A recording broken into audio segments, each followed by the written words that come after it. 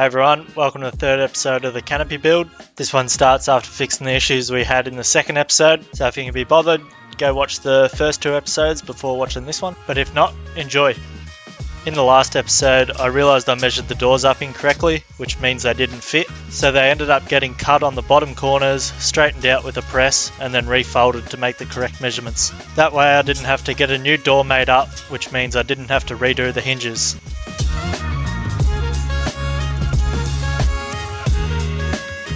Well, it's actually going to close without hitting now, so that's one step forward. I think the next step now is to cut a seal out to run along the door. Got some of this pinch weld seal stuff, and I think the next step is to cut a length out to suit the door, and then that'll determine where I'm going to put the flat bar on the inside, which the seal will actually go up against and hopefully make it waterproof.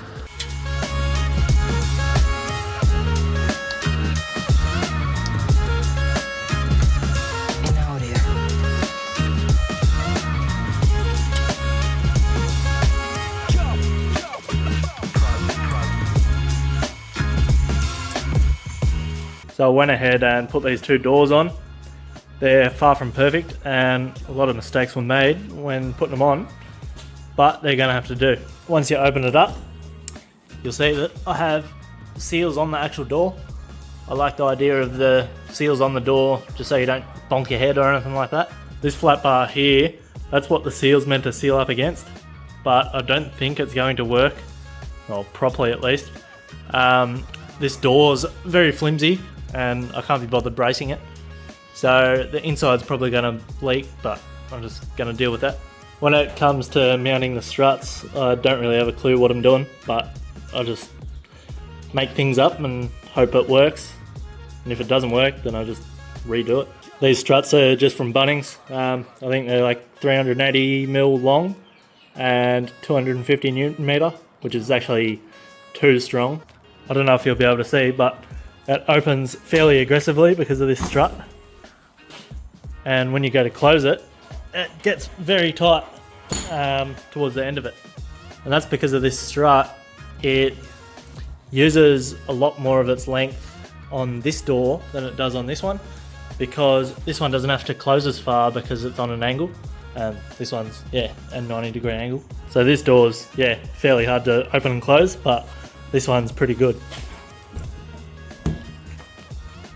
So I don't think I'm going to be 100% happy with these doors, but they're going to have to do. My major concern with them is how waterproof they're going to be. Because they are so flimsy, I think the only way that I could possibly make it waterproof is have two of these whale tail locks on each door. So one there and one there. And then it's sort of more even pressure around the door, because at the moment it sort of clamps there but flares out on these two sides. If it doesn't work, it at least looks like it should work. With these two doors, when I was putting them on, the process I did was I put the struts on first, then I did the seals, and then I did the latch. With this one, I think I'm going to do the seals first, then the strut, then the latch, because when I was trying to do the seals on the other two doors, the strut was just constantly fighting me. Well, I suppose I could have just taken it off, but I didn't think of that. So that whole sentence just didn't need to exist. So the first thing I need to do is need to measure and cut the flat bar so it fits around there.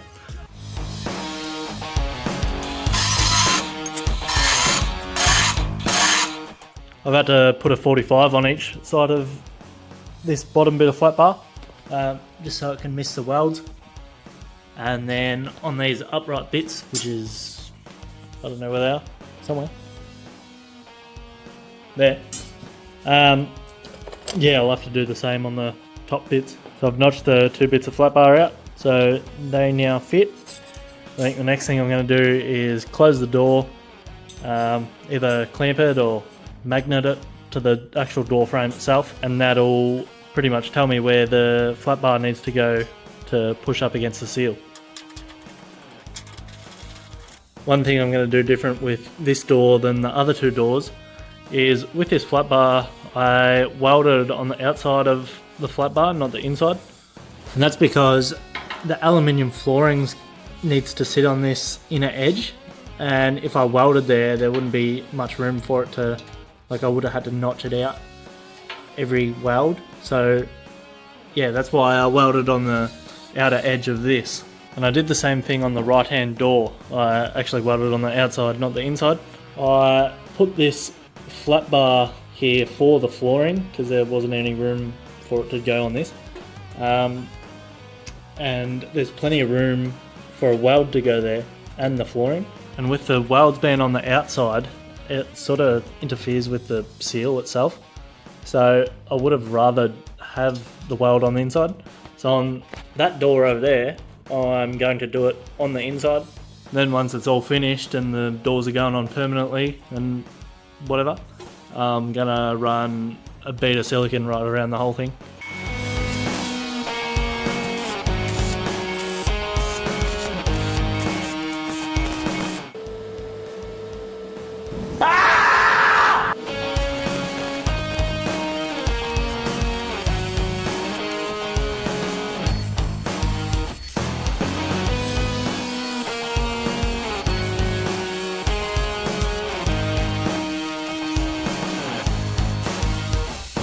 Alright, so now that the flat bar is welded in, hopefully it seals a little bit of the water out. The thing I'm going to do is I'm actually going to put the strut on first, because one of the whale tail locks that I got given is actually different from the other two. So I'm going to have to wait until I get the right one. The thing I do when I'm mounting the gas strut to the door is I hold the door at its maximum open position. Then as you can see on this door, I made up a little bracket that mounts to this brace. So I'll do that on the other side as well. And once it's actually mounted on that side, then I just make up a bracket coming off the door, but it has to be low enough to clear this when it's fully open. And because I don't know how to work out the angles or anything properly, what I did is I got a probably longer than I needed to strut, and then when it's fully closed, the rod doesn't actually go fully in. As you can see, when I close the door, the rod doesn't actually go into the cylinder fully, and that just makes it a lot easier because you don't have to get all the measurements perfect or angles or anything. This side should be the same as the other side, so I'll measure up these brackets and yeah, remake them and glue them on.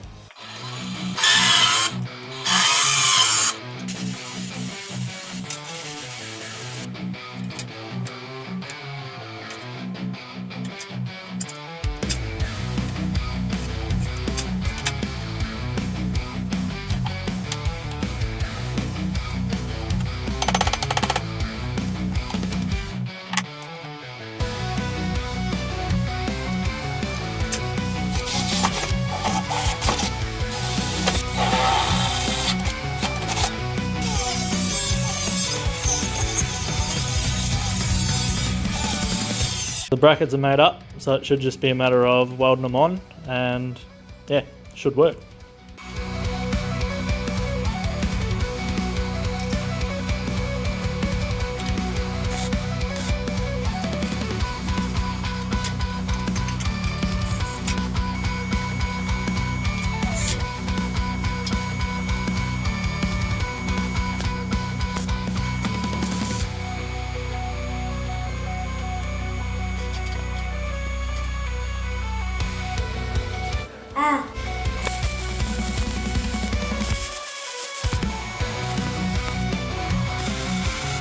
Now that the strut's all welded on, it now opens up by itself.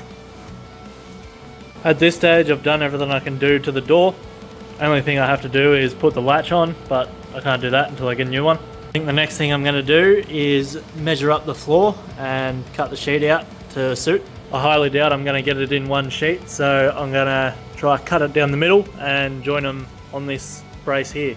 I think I'm going to glue marine carpet on anyway, so you won't see that join. I'm only going to be cutting it out with a grinder, so they're probably going to be very dodgy cuts. After I do cut it out, I'm going to have to notch out these braces and like all these corner welds, things like that. I was going to mark out where I had to cut, but turns out the inside of this blue line is exactly where I need to cut. So I already got the line marked out.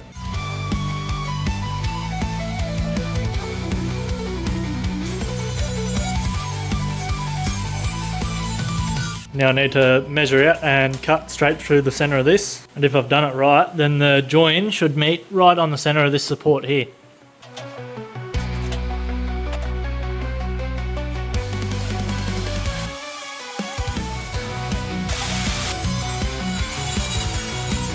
Not sure how well you're going to be able to hear me because of the rain, but we'll see how we go.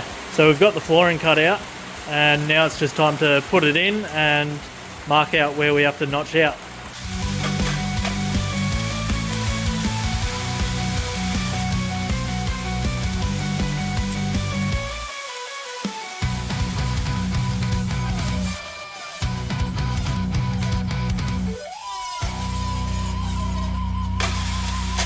Alright, I somehow managed to get it in first shot, which is good. Not super worried about all the edges because it's going to be covered, well these bits are going to be covered with wood and the whole floor is going to be covered in marine carpet anyway. A few moments later. Right, I'm pretty happy with how that all turned out. I think my next step is to measure the roof. Then I'll come over here and cut the sheet of aluminium to suit.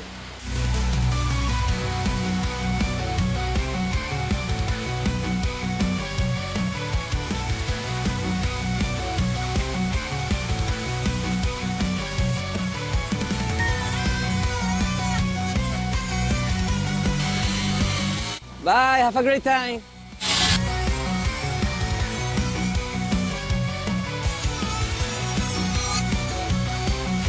That's what it looks like with the roof on top.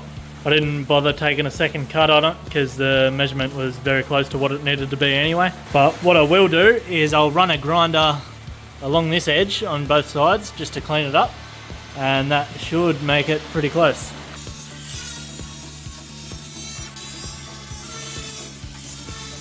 I think the next thing I want to do is take the floor back out, and I'll probably weld one of these tabs on the other side because they don't have one.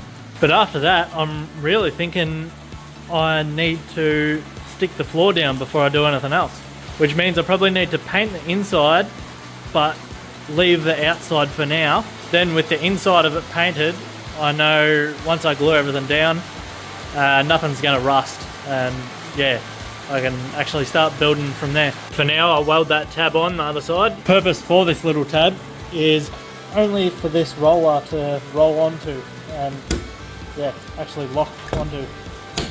When I made the other one, I made this little one up. And what I did was I just put like that little washer there, plus 3mm, and that gave me the clearance of the aluminium sheet floor. But I have a feeling that I don't need to do that because I think I can just set it on top of the weld and weld it.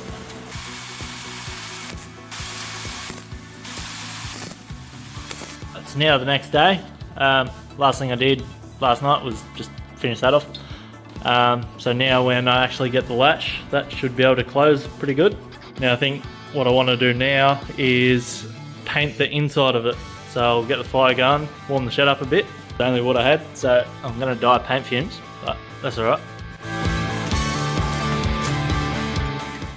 2 shots of vodka.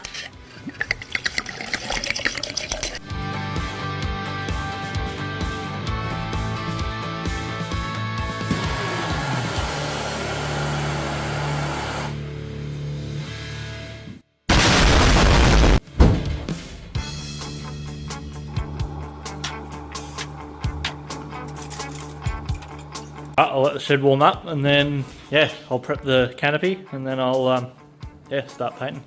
So I just had a thought. I've had to take this latch off so I can use it as a sample to get another one.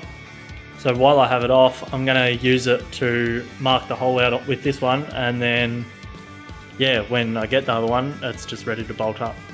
Once I do make the hole for the latch, I think I'm pretty much set to take off the hinges, struts, seals and latches anyway, so I can paint the doors. And then once all the doors are out of the way, it's going to be a lot easier to make like all the walls and internal things that I want to make. Then once everything's painted, it's just a matter of whacking everything back on.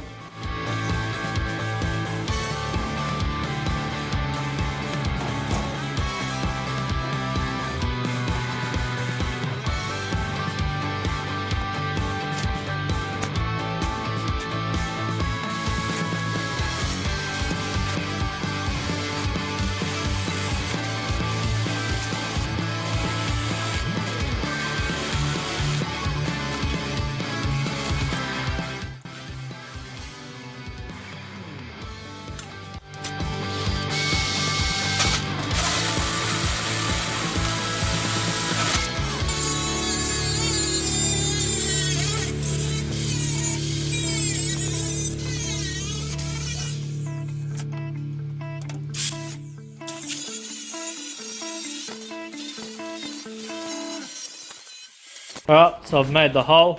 Probably the worst hole out of the 3 that I've done. But as long as it works, that's all that matters. More thing I got to check, which is just, this is a bit of 3mm flat bar.